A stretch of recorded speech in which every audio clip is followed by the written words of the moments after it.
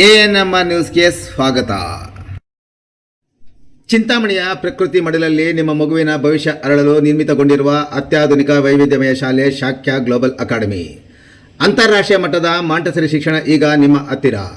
ಪ್ರತಿಯೊಂದು ಮಗುವು ಸ್ವಾತಂತ್ರ್ಯ, ಕುತೂಹಲ ಮತ್ತು ಸಂತೋಷದಿಂದ ಬೆಳೆಯುವ ಶಾಲೆಗೆ ಸ್ವಾಗತ. ಪರಿಸರ ಸ್ನೇಹಿ ಕ್ಯಾಂಪಸ್, ವಿಶಾಲ ಕಲಿಕಾ ಕೊಠಡಿಗಳು, ಸ್ಮಾರ್ಟ್ ತಂತ್ರಜ್ಞಾನ ಮತ್ತು ಪ್ರಕೃತಿ ಆಧಾರಿತ ಚಟುವಟಿಕೆಗಳು. ನಿಮ್ಮ ಮಗು ಅಭಿವೃದ್ಧಿ ಹೊಂದಲು ಸೂಕ್ತವಾದ ವಾತಾವರಣ.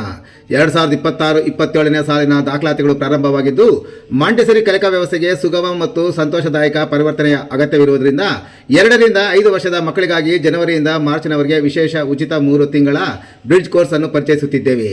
ಪೋಷಕರು ಈ ಅದ್ಭುತ ಅವಕಾಶವನ್ನು ಸದುಪಯೋಗಪಡಿಸಿಕೊಳ್ಳಲು ವಿನಂತಿ. ನಿಮ್ಮ ಮಗುವಿಗೆ ಅಂತಾರಾಷ್ಟ್ರೀಯ ಮಾಂಟೆಸರಿ ಶಿಕ್ಷಣದ ಪರಿಪೂರ್ಣ ಆರಂಭವನ್ನು ನೀಡಿ ಆತ್ಮವಿಶ್ವಾಸ, ಸೃಜನಶೀಲತೆ ಮತ್ತು ಸ್ವಯಂ ಕಲಿಕೆಯನ್ನು ಬೆಳೆಸಿಕೊಳ್ಳುವ ಅವಕಾಶ ಮಾಡಿಕೊಡಿ. ಹೆಚ್ಚಿನ ವಿವರಗಳಿಗಾಗಿ ಸಂಪರ್ಕಿಸಿ ಶಾಕ್ಯ ಗ್ಲೋಬಲ್ ಅಕಾಡೆಮಿ, ಕಾಡು ಮಲ್ಲೇಶ್ವರ ಬೆಟ್ಟದ ರಸ್ತೆ, ಗಂಗಾನಗರ ಹತ್ತಿರ, ಚಿಂತಾಮಣಿ.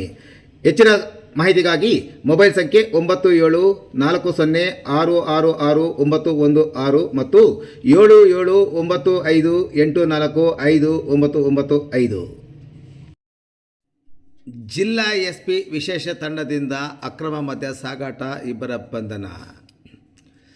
ಚಿಕ್ಕಬಳ್ಳಾಪುರ ಜಿಲ್ಲಾ ರಕ್ಷಣಾಧಿಕಾರಿಯವರ ವಿಶೇಷ ತಂಡದಿಂದ ಚಿಂತಾಮಣಿ ಗ್ರಾಮಾಂತರ ಠಾಣೆ ಮತ್ತು ಕೆಂಚಾರಳ್ಳಿ ಪೊಲೀಸ್ ಠಾಣಾ ವ್ಯಾಪ್ತಿಯಲ್ಲಿ ಅಕ್ರಮ ಮದ್ಯ ಸಾಗಾಟ ಮಾಡುತ್ತಿದ್ದ 2 ಬಂಧಿಸಿ ಮಾಲು ವಾಹನ ಸಮೇತ ಆಯಾ ಠಾಣೆಗಳಿಗೆ ಒಪ್ಪಿಸಿದ್ದಾರೆ.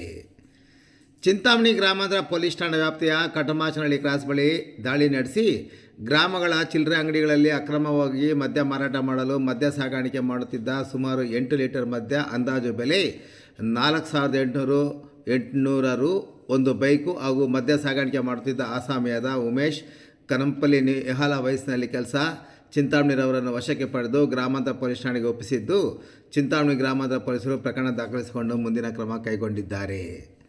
ಇನ್ನು ಚಿಂತಾಮಣಿ ತಾಲೂಕಿನ ಕೆಂಚಾರಳ್ಳಿ ಪೊಲೀಸ್ ಠಾಣಾ ವ್ಯಾಪ್ತಿಯ ಮಣಿಯಾರ ಮುದ್ರಳ್ಳಿ ಗ್ರಾಮದ ಕಾಲೋನಿ ವಾಸಿ ವೆಂಕಟಣ್ಣ ಎಂಬುವರು ಯಾವುದೇ ಪರವಾನಗಿ ಇಲ್ಲದೆ ಕಾನೂನು ಬಾಹಿರವಾಗಿ ಗ್ರಾಹಕರಿಗೆ ಮದ್ಯ ಮಾರಾಟ ಮಾಡಲು ಮದ್ಯವನ್ನು ಇಟ್ಟುಕೊಂಡಿದ್ದಾಗಿ ಸಿಕ್ಕ ಮಾಹಿತಿಯ ಮೇಲೆ ದಾಳಿ ನಡೆಸಿ ಪ್ಲಾಸ್ಟಿಕ್ ಕವರ್ನಲ್ಲಿದ್ದ ಮದ್ಯದ ಚೀಲಗಳನ್ನು ವಶಕ್ಕೆ ಪಡೆದುಕೊಂಡು ಪ್ರಕರಣ ದಾಖಲು ಮಾಡಿಕೊಂಡು ಮುಂದಿನ ಕ್ರಮ ಕೈಗೊಂಡಿದ್ದಾರೆ.